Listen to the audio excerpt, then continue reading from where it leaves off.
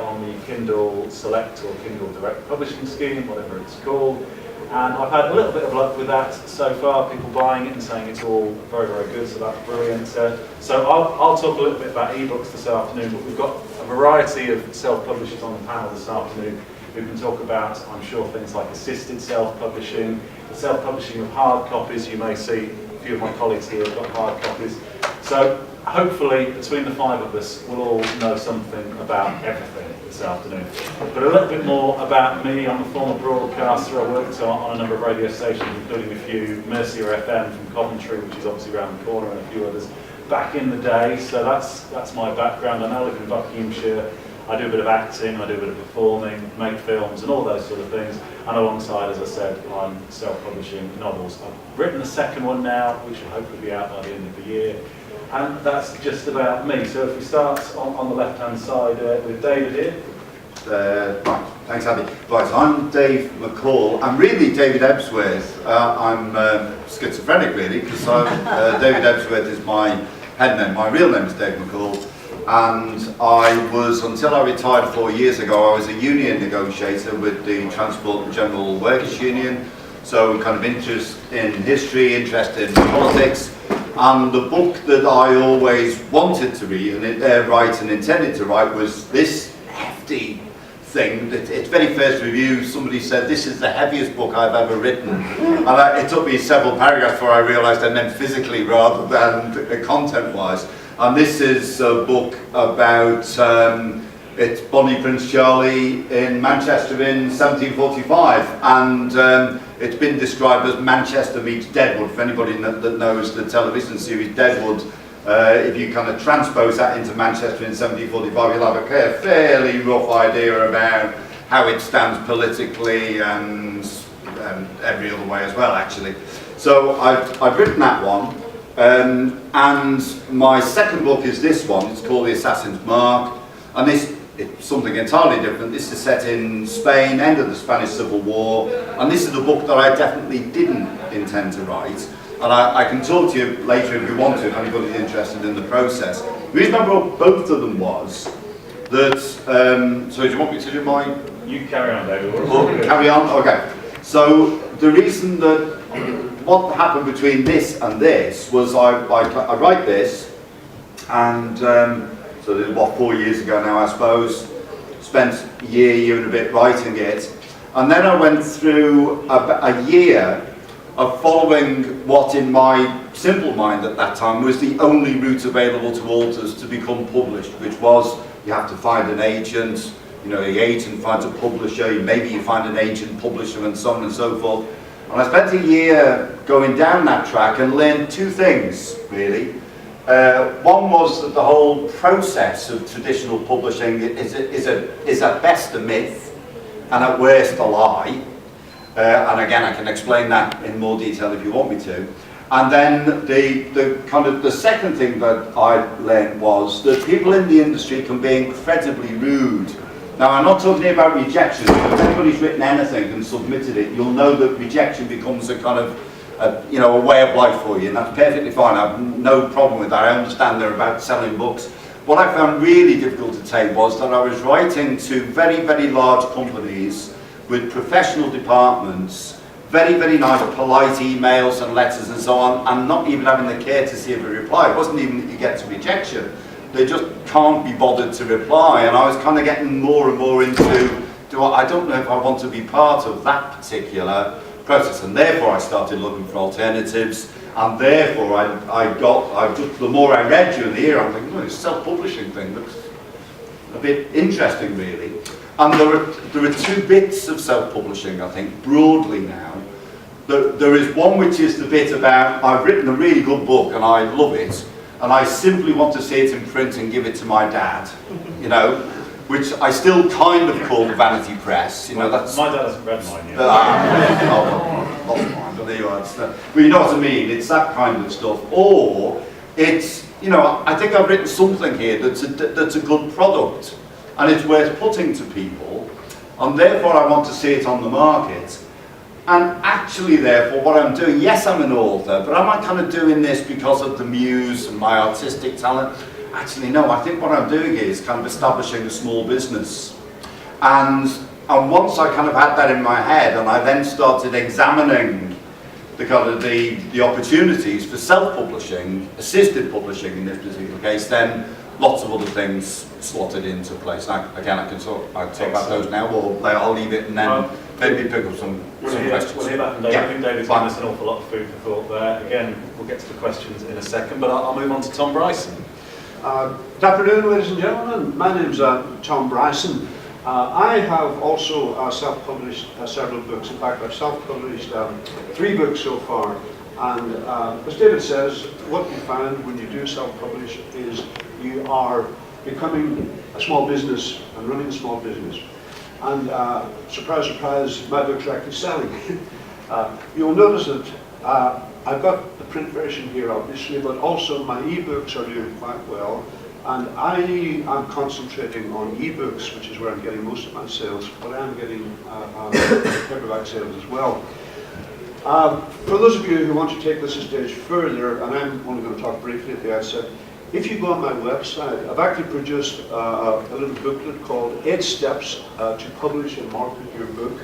And that basically is a distillation of what I've learned on my journey through the self-publishing world. So if you want a little bit more detail, step by step, how to get your book self-published, you'll find that that will give you a lot of useful information, I feel.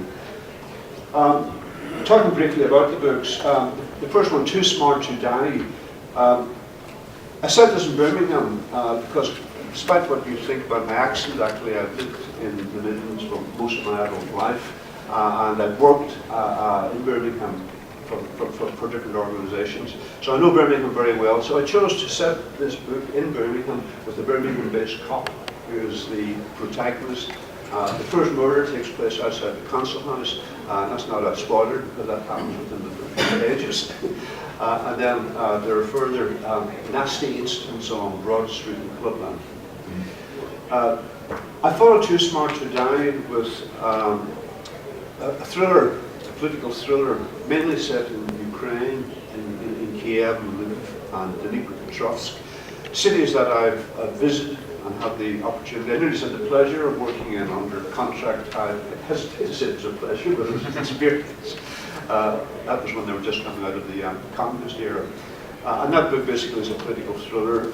And the third one, which I published, is The Zachlin Kimber Edge, which is a small photo illustrated booklet based on a myth or legend that in 1916 Zachlin airships came and bombed the West. That's not a legend, that actually happened. Zeppelin airships came and bombed the West Midlands and the Northwest. Darlaston, Cosley, Walsall were badly affected by that. The story goes that one of the Zeppelin airships had engine trouble and landed somewhere in the Midlands to have those engine repairs made. And there is a story that's been passed down generations in Kinver, a little village to the west of Starbridge, you might have heard of it. Landed in Kimber Edge, and that's really affected the repairs.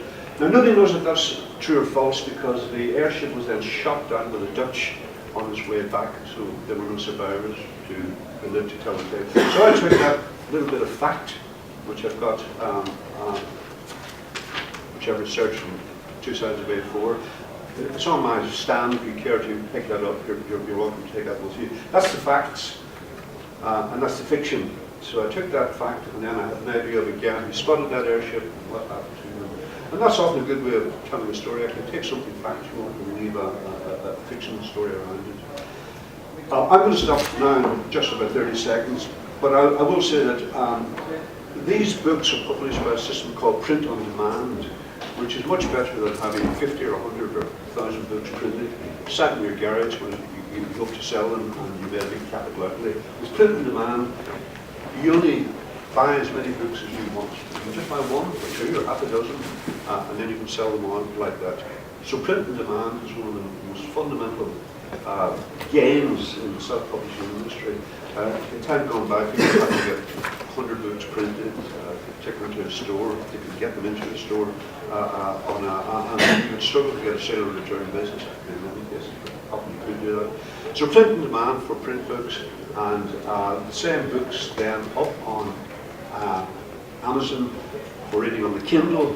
I'm also having my ebooks distributed not just through Amazon and Kindle, which uses a version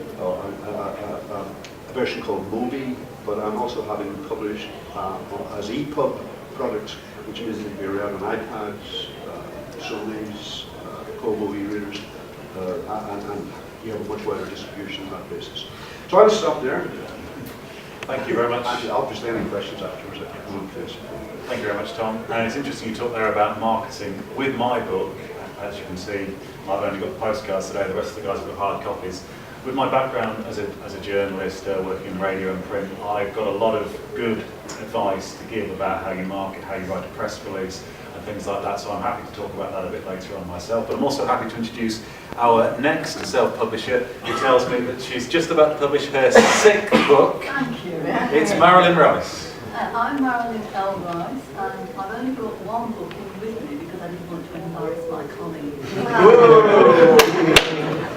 I'm writing my 6th one, but I'm a veteran here, I believe, and I started writing way back in the 1990s. Looking around, it's probably before some of you were even born. Anyway, back then, I had this great idea that if I wrote a book for the millennium with a story and the history between 1950 and 2000, all those publishers would come to me, publish my book, and I would be this millionaire. And it was all traditional then. And I tried that, and hey presto, I can agree with my colleague on the end, David, it doesn't work. So I went on to the self-publishing route with that book. And at that particular time, there was a company in progress called the Citron Press. And I learned an awful lot about self-publishing from them, how to get your ISBN, how to do your marketing, how to price your book, and all these simple things that you don't really think about until it's too late, really. And unfortunately, as my books were going, or just coming into the market, that company went into liquidation.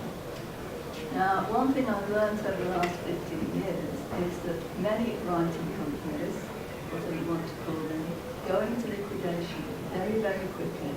It's a fragile market. But from what I've learned from them, I was able to go and becoming a publisher in my own right, and I published No Regrets in 2003, which is basically a diary type book. And then I got sort of into it. But I can honestly tell you there's no joy greater in the writing business than seeing your first book in print.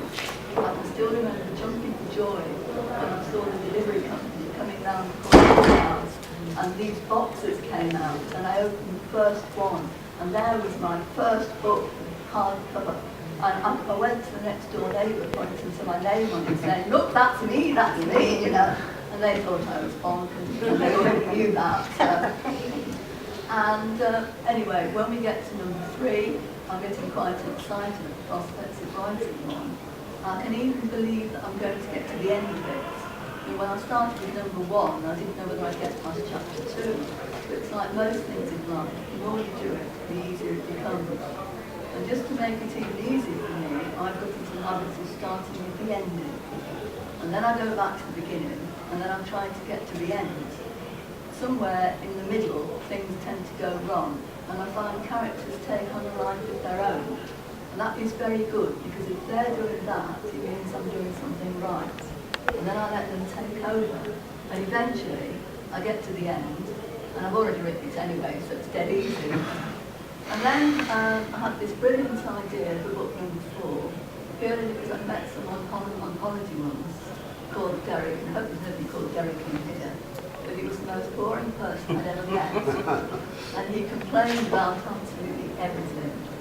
And I got that idea with a couple of other ideas, and I ended up writing Look After Each Other.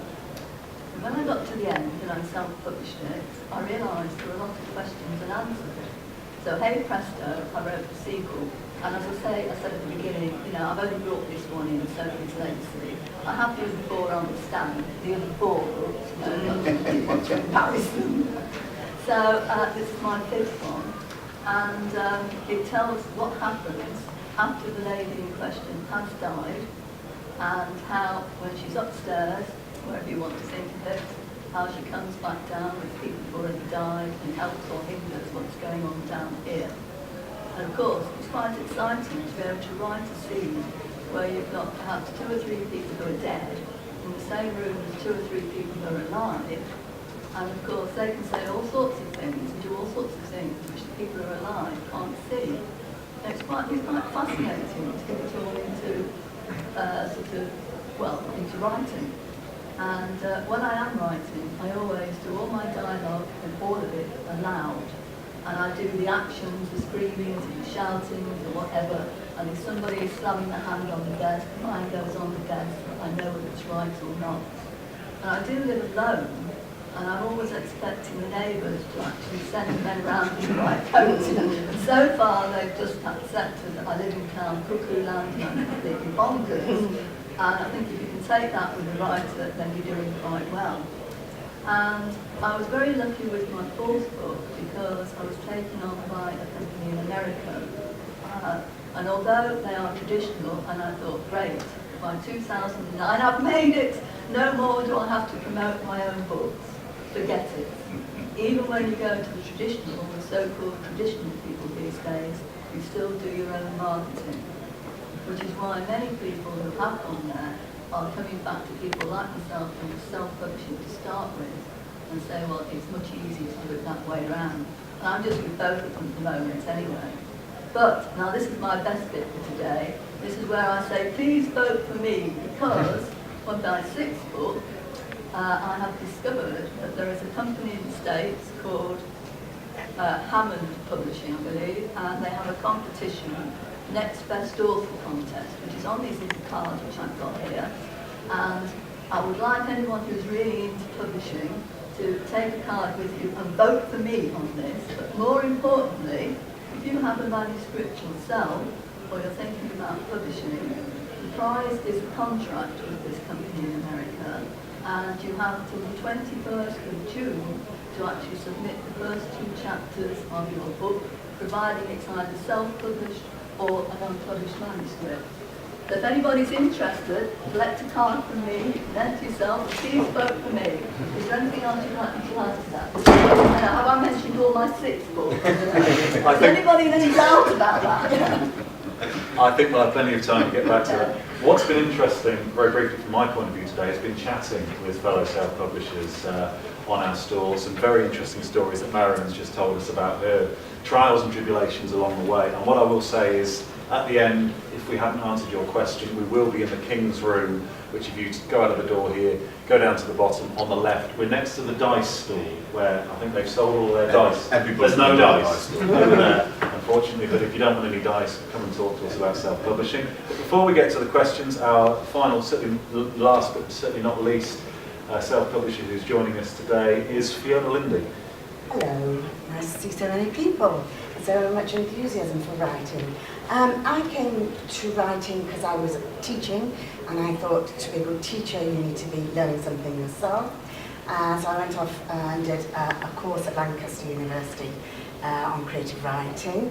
Won a couple of short story competitions. One was a local one was a bit further out. So my way into writing was through short stories. I was just about to publish this on Amazon when a gentleman who had distributed music, Horace Music in Leicester, came along to me and said, I hear you can do it. If it's ready to go, your short story anthology, been edited, which most of them have been on websites or been in competition. So I was at that point. He said, I'll help you out if you help me. And now he's doing it for other people for a very reasonable price. He took all the hassle out of it for me, and as I say, I was one of his guinea pigs, so I was just in the right place at the right time. But that came after, after some, as I say, several short story kind of encouragements. I years ago met a lady who at a hospice where I was doing some voluntary work.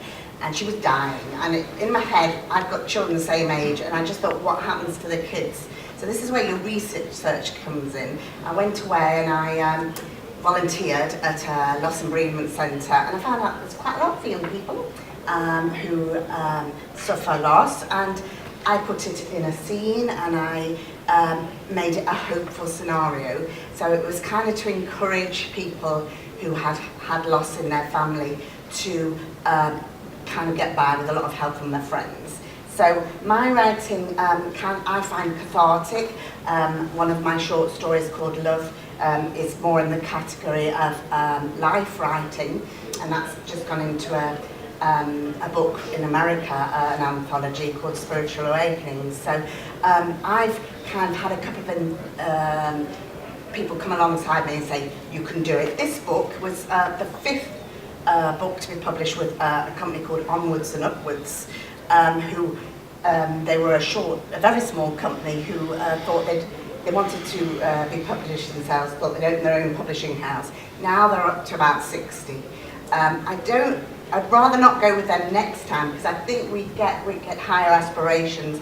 I want to be edited better, and I'm looking for submissions for unagented publishers at the minute. That is a way to go. But I've also been to Norwich Writers Centre, where they had a manuscript and had manuscript MOTs, and I've been on masterclasses with, you can get in front of agents sometimes in their masterclasses, and I won a place there at Norwich. And the work that I took was considered not a commercial prospect, but he looked at something else I was doing and said, that looks as though it might sell. And this is with a boutique, so it's a bit bigger than a small publisher. So I'm hopeful that my next young adult novel will be taken up, and I'm within about a year, so he will be expecting to see a good second draft very soon. Thank you. Thank you, Fiona. As you can see, we're just as good at talking as we are at writing. We've got about 35 minutes left on the session now. We have got a variety of subjects and topics related to self-publishing written down as a fail-safe should we need it, but I think our best bet at this stage is to just open it up to the floor, and let's start with questions. Gentleman over there. Intellectual property, how do you protect that? Who'd like to answer that one? First of all, everything you write is copyrighted, so you do have your work, if it's being written by you, legally it is immediately copyrighted. There's always the possibility of someone pinching your stuff. It can happen to any writer anywhere, and there are ways of trying to remedy that if it does happen. The basic law of copyright, whether your book's bought or print or published in the UK or the US or Europe, the international laws of copyright apply, so that's safeguard your intellectual property rights. Do you have to like apply for a copyright, or is it like a default thing? Say you've written a book, I mean, is there something you need to do extra? Do you need to send it off and put it somewhere, or do you have to trademark it, anything like that, or is it? In general terms, it's a default situation. Normally you will see the little C, the circle around it, which is the copyright kind of registration form. In some cases, in the States, for example, some people do go through an agency to register the copyright, but that isn't necessarily, that isn't absolutely necessary. Copyright is pretty much there, but it won't safeguard your work from being pirated or stolen. That kind of does happen. But I would stress that I think that's very much the exception, actually, very much the exception. So I don't really think there are any real fears about copyright. I think just to add to what Tom said, and I don't know whether any of my colleagues will be able to confirm this, I think it's almost as simple as if you've written something, you send the hard copy to yourself in the post, and that is the basic way of proving that you have written the story. Is that still valid? I heard that was no longer a valid thing, because I've been posting myself chapters through the post as a writer. Is that a really good way of protecting your stuff? I mean, personally, I'm with Tom on this. I think it's kind of, it's almost a non-issue. The fact that you've written it and you've got the evidence that you've written it, you've got the original files that you wrote and all of your drafts and so on and so forth, it in itself provides you with the copyrights, with the notion of copyrights. And then, of course, as soon as you end up and I think this almost doesn't matter how you do this, whether you do an entirely self-publishing process or you go with assisted publishing, they all have the standard words at the beginning of the book, which kind of confirm that you hold the rights to, you know, they can't be reproduced without permission and so on and so forth. I think it's an interesting point about what happens if you publish in the States, because I think that is a little bit different, but for anybody publishing here, I've never come across it being a problem.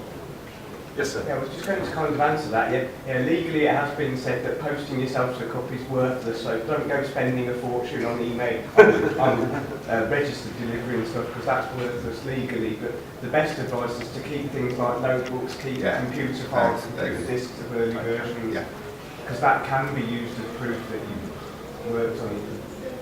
And also, short story-wise, if you were to kind of offer extracts up, just do an extract. Don't send the whole thing to you know, if you're going to kind of put something on a website, because if you've put the whole thing up, then you're no longer eligible for entering competitions. So just extracts. I think it's really nice that you, sir, have helped us out there, because as we said at the start, we know a bit, because we've been through the process, but we're not experts, so it's kind of not lawyers. It's a share and share alike sort of day. So thank you very much for that. Next question, please. I'm just wondering about actually with the formatting of self-publishing, and so if you're formatting it into an ebook, so you've got it in, like, say, a Word document or whatever, you know, are there certain ways that you need to format it in order to put it into an EPUB or Amazon? Is it something that you need to do yourself, or is it something that you go to someone else to do? And the same thing with the actual printed version as well. I think I'm happy to kick off this one very briefly. In my experience with Amazon, it was just the case that I uploaded a Word document and it did the whole thing for me. But I know and I appreciate that other colleagues may have different experiences with other self-publishing that they want to add. At this point, they might be different. Sorry, go on. It does seem to vary according to the publisher you're with, whether you're on an ebook or whatever, whether you're in the States or in England. Each publisher seems to have their own method, and they will tell you what they want you to do with your material. I think that's true. What I would say, in my experience, like Andy, I've produced the book as a Word document in the first instance, .doc or .docx. Those are the two formats. When you produce it in Word, and I'm going to talk specifically about Amazon and Kindle here, and focus on that. There are certain conventions. You have to use Word properly. For example, never sort of indent paragraph using tab. You've got to set up the margin setting in advance. Put one space between each word, between each sentence. So there are certain conventions that you have to follow, but it's all laid out for you, and you get a step-by-step guide when you set the book up on for Kindle reader. But a basic Word document is sufficient. Now, what happens then is that Amazon takes that through a conversion process where they then use, there's a French piece of software called Mobi, which is now adopted by Amazon, and they convert your Word document into a format that is flowable and then can be read on an e-reader. So you have the Mobi format, but then the big beasts back in there. Do you remember, you might remember VHS versus Betamax systems? Well, what's happening now is that Mobi for Kindle and EPUB, which is where all the other EPUB reviews are sort of slugging it out. And of course, they all want to monopolize the thing. But what's happening now is the advent of apps. Things are just converting back and forth quite easily. And the final thing I would say about EPUB is there's an organisation called Smashwords. People know the name of Smashwords. They will take your Word document, put it through a device with a wonderful name called the Meat Grinder. And the Meat Grinder then converts that into EPUB format, so it can then be read on an iPad, on a Kobo e-reader, on smartphones or whatever. Those are the two basic things. But the basic Word document is fine. Thank you, Tom. Any of the ladies on the end have anything to add, or David? Well, I mean, I don't do that because I'm too late. No, I was going to say it's not true really. When I started off, I just wasn't confident enough. I think there's an issue about sort of confidence in this as well. So I wasn't entirely confident to do it, which is why I ended up in what we kind of are splitting hairs now, in kind of assisted publishing rather than entirely self-publishing. In other words, in my kind of small business, I contract in a number of services, and editing is one of them, and cover design is another. And actually, that whole process that Tom's just described, I buy in. Just that's me. But the other option, but I am looking now much more closely, I suppose. You know, with a little bit more time available to me now, just looking at, oh, maybe next time I might just go down that same. I think it's quite a learning curve Yeah. actually to get there, but once you complete the learning curve, it isn't that high tech. And did you get one of those? Yes, I did. Yes, so this gentleman does it for under £200, and he'll distribute them as well. And he's got kind of somebody who help with the front cover and the editing as well, if you want those services. You buy into as much or little as you wish. Thank you for your question. I think it's fair to say that if any of us really were lazy, we wouldn't have sat here. Because the book doesn't write itself. No. Gentleman in the middle.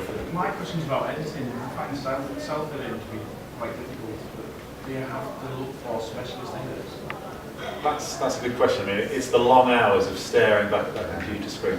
Personally, with my book, and whether this is something I do with a second book, I knew a teacher, I knew somebody with an MA in creative writing. I also used to work in radio where I'd be editing scripts down to the nth degree on every single day. So that's the process I went with. But talking to the guys earlier on today, I know Marilyn, I think, had the advice that professional editors are a must. So Marilyn, sell us on that one. Well, I used to teach English, so I thought, why do I need a professional editor? I can't write a sentence now, there's something desperately wrong somewhere. So I never even entered my head that I would need one until I started on the road to self-publishing.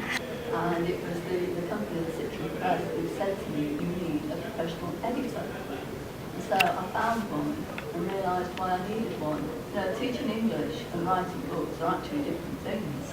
And what is even worse than that is when I went to America and I'd had my books professionally edited over here, they told me I needed to have them edited. And I said, well, why? It's being done by a professional editor in the UK. If any of you do go to America with your books, you'll find the language is completely different, the spelling is different, punctuation, everything about an American book is different from English. So I have to have another editor over there. And I have 2 copies of my 4th book, a hard edition, which was published by the American company, to embarrass them again. And when I look at that book, I see mistakes on every page, you know, travelling, T-R-A-V-E-L-I-N-G. My English editor would go berserk seeing that and be underlining it all. As I was telling Andy this morning, when it came back from the editor the first time round, it was, what is this G&T?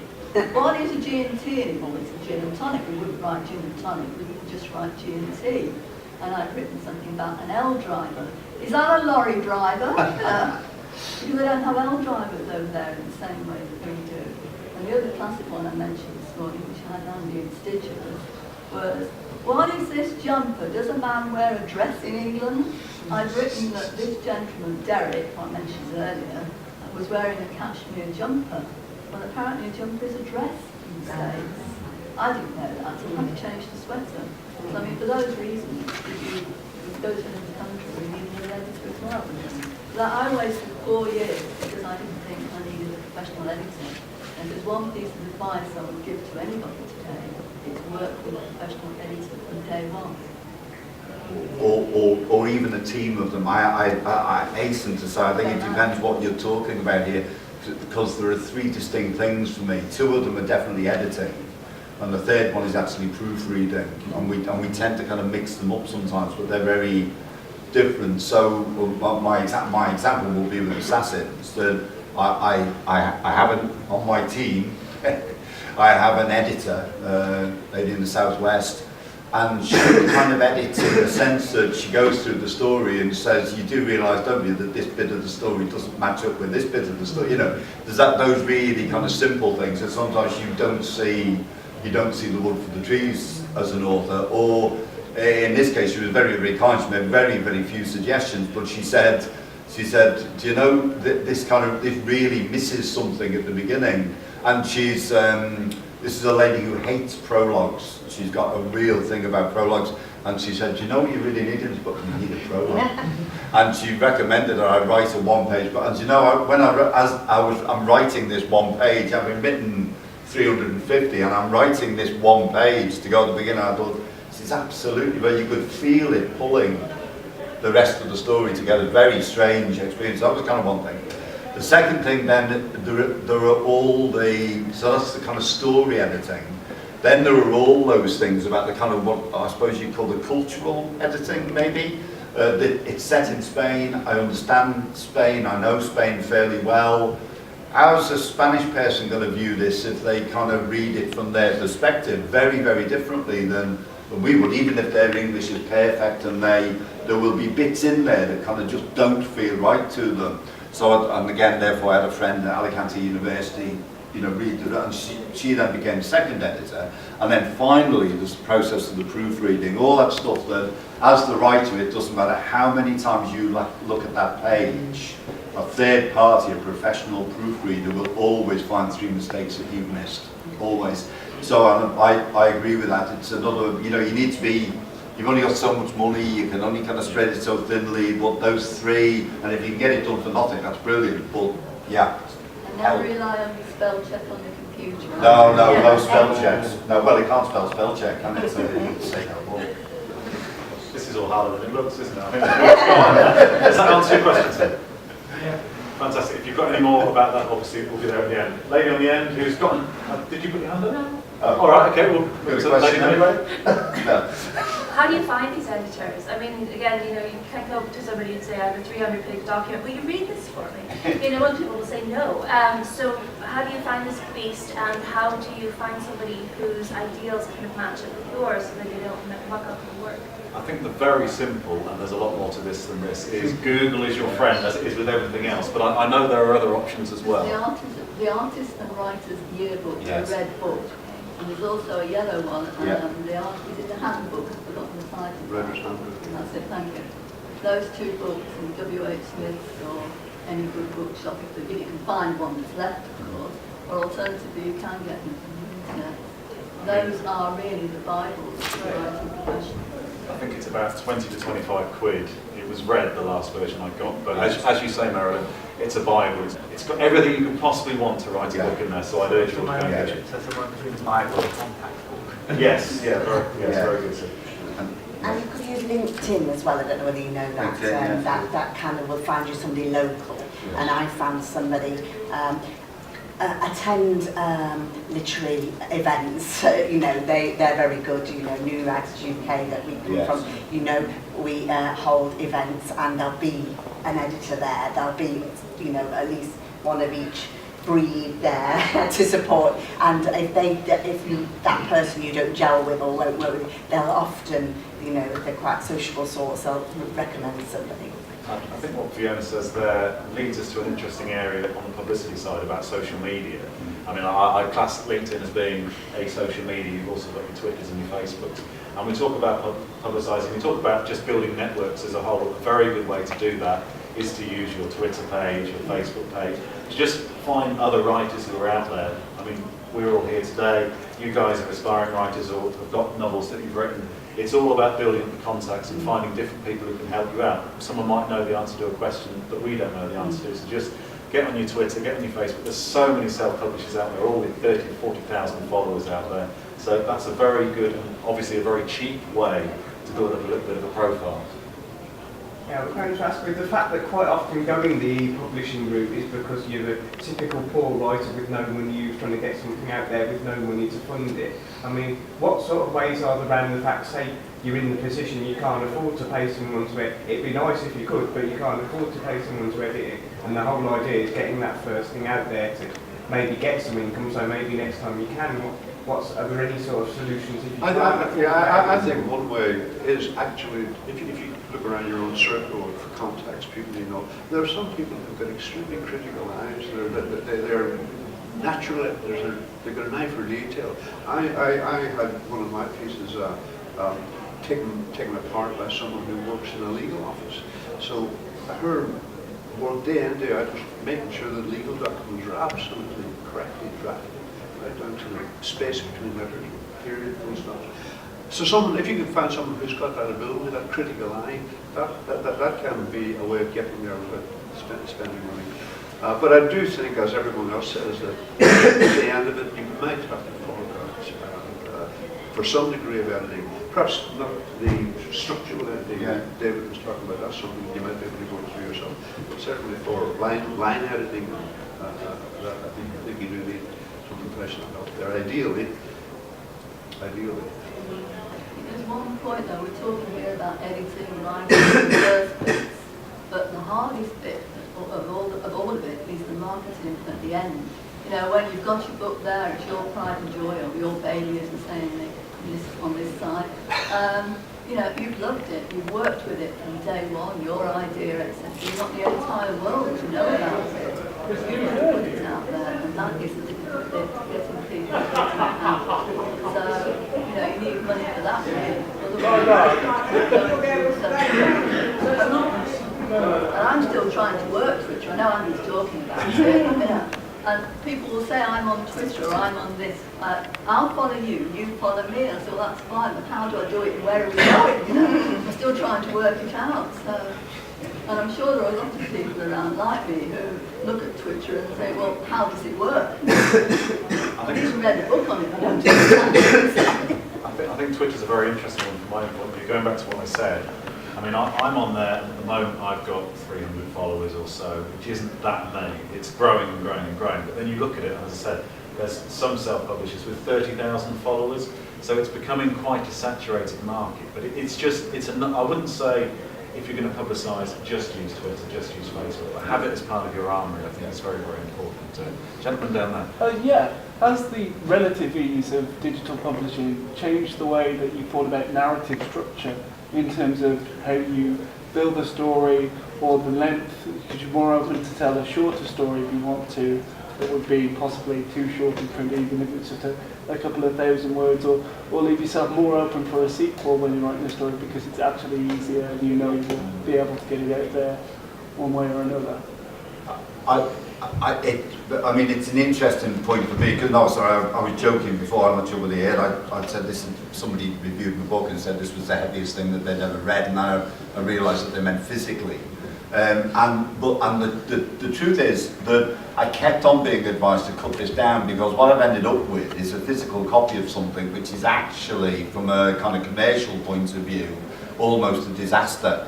Because obviously the bigger the book is, the more expensive it becomes. So we're in that situation, aren't we, where everybody wants their books to be kind of £1.50 at the most, you know. So if you produce something that you can't possibly sell for less than 15, 16 quid, you're already on a bit of a downer. If I was going to produce that, I wouldn't cut a word out of this. I have to be honest, despite all the advice I had.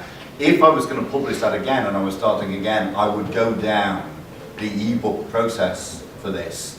You halve the price, you can have as much content as you mustn't overdo it. You can't, you mustn't kind of just put stuff in because you kind of come across it. But that would have given me the opportunity, I think, to very comfortably market that in a completely different way if I'd simply gone down the ebook process. And if I'd, as I may well do, write a sequel to that at some stage, that's almost certainly what I'd do with another book of that size. I would add to that, actually, there's some conventions that are followed both by traditional publishers and self-publishers. For example, the normal length of a novel is approximately 65 to 70,000 words, up to about 100,000, and that tends to be the range, so that tends to be the scale of the narrative that you would normally produce. Also, in terms of marketing, I think a lot of it is about branding. Yeah. And in my case, I distinctly concentrate on the genre of crime and thriller. I don't complicate it by saying anything more. I write crime thrillers. And when I do a tweet, I hashtag those two words at the end of my tweet, which means anybody doing a search on crime or a search on thrillers might pick up those. Oh, is that what a hashtag is? Yes. It's a reference point, yes. And somebody mentioned LinkedIn. I would thoroughly recommend LinkedIn. LinkedIn is like Facebook for professionals, for professional groups, and I'm in several writing groups on LinkedIn. And it's a wonderful way of exchanging ideas with other people in the writing game, but you pick up a lot of readers as well, actually, by doing that.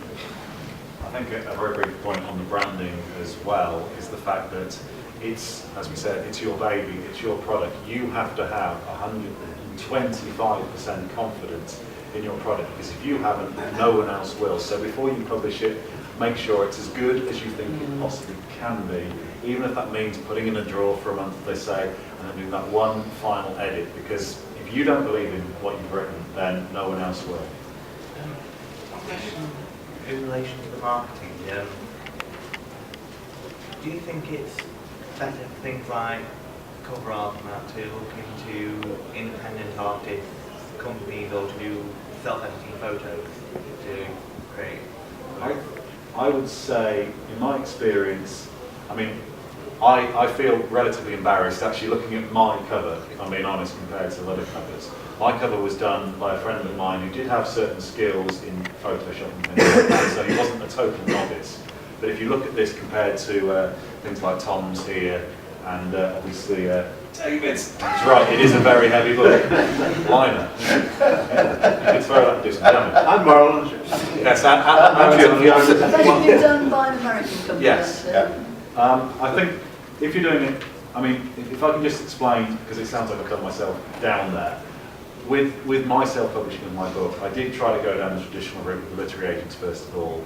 Because it's so competitive, I didn't get anywhere. So my plan with this book was just to get it out there and begin to build up a profile of myself as a writer. So I didn't mind the fact that obviously the cover doesn't look as great as some of the others around the table. All I wanted to do was get the product out there, get people reading it, get people reviewing it, and getting some chatter going. So as far as that was concerned, I again went to my contacts, knew a guy from the university who did some Photoshop stuff, and he put this together. And you know, it's not brilliant, but it's okay, and it goes out there. Thank you very much, David. You're very generous. But I think with the whole of this process, if you don't want to spend any money, you have to go back and find your contacts. It's like if you know a mechanic who's a mate of yours, you get cheaper stuff fixed on your car. So if you've got somebody who's an absolute whiz or is a good photographer, I would say use them.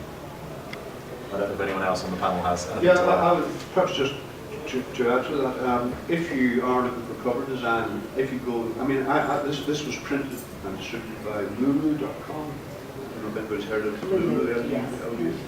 And you can get templates, cover templates that you can then download and pick up.